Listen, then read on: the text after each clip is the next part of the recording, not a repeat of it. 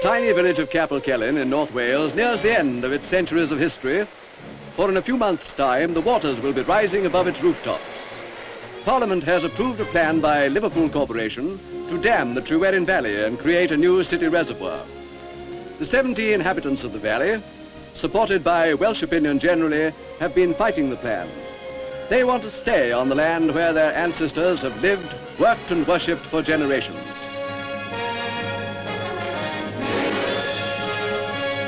Liverpool, they point out, already has a reservoir at Lake Berwyn, not far away, and will soon have so large a surplus she'll be able to sell water to other English towns.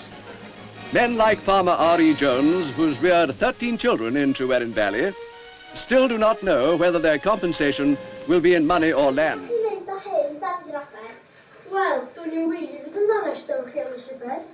Mae'r syniad yn hys gost, gwneud lle yn y fan yma i fod wedi dŵr i fod o Lerpwl. Dydw i'n cytuno i ddiwyd Sobers. Wel, ni fan digwydd yn Cwm Celyn ni, dim ffias o berig. Concluded, fellow public toilets will be painted green.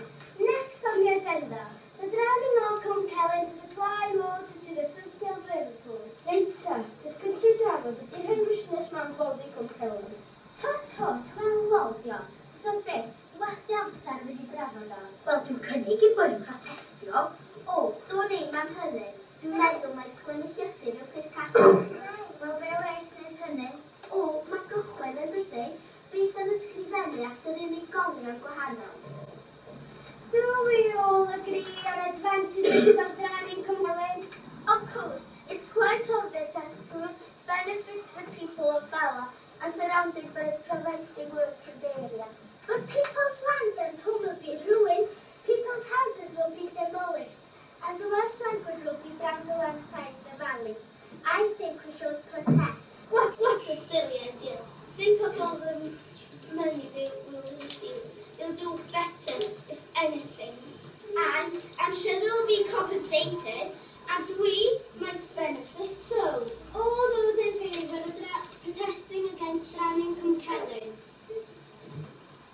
A cwestiwn. Troi cerdded cyngor Bala am leisio beidio protestion erbyn y weithred o Boddi Cwm Celyn. Gan meddwl byddent yn elwan ariannol yr weithred.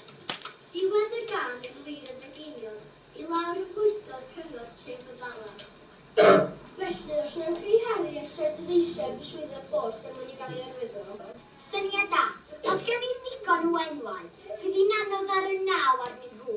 Yr hen bobl Lerpwl mae'n symud ni o yma. Ac os nhw'n chi ddysgu ysgrifennu llythyrau ysgolch yna? Wrth gwrs yna, dim problem o gwbl.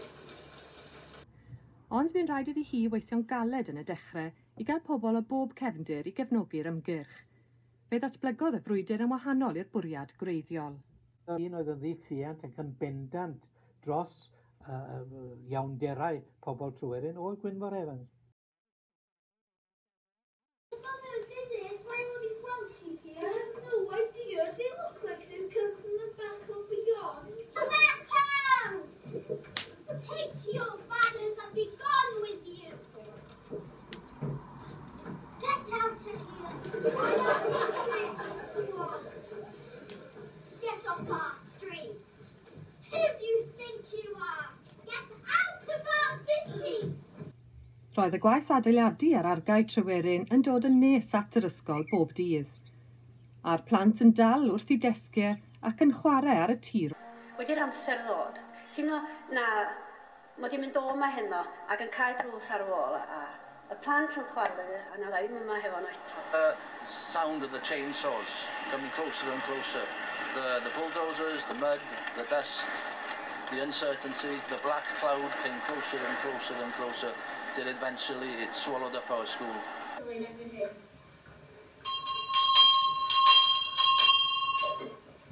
Aminion, hanner awr wedi tri, ar y 15 o'r Fenawd, 1963, cewyd Ysgol Cwm Celyn am y tro yma. Dwi'n lawn hyd, blant.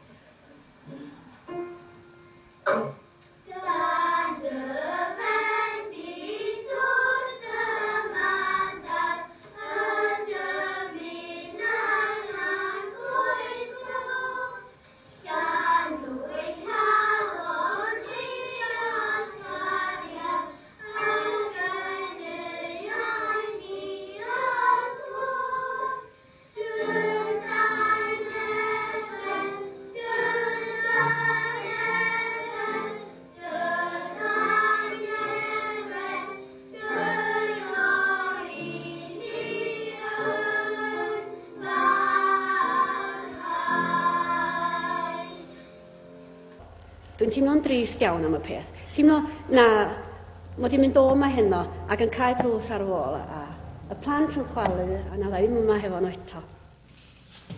We closed our desks and Mrs. Roberts, cleaned the blackboard, and closed the desk, put the things in and said that the school was going to be demolished and that we wouldn't be coming back. And said our prayers, single filed out, and the bulldozers were waiting outside, and Mrs. Roberts kind of closed the door, locked it, and walked straight out and never looked either way after them. We just passed them as if they weren't there. We went up the valley and we snuck back down again to see what was going on, and we actually saw the bulldozers move in and just take it down. They didn't take anything out of the school, they just smashed it as it was. There was it wasn't done with any care or dignity. It was just ripped to shreds, basically.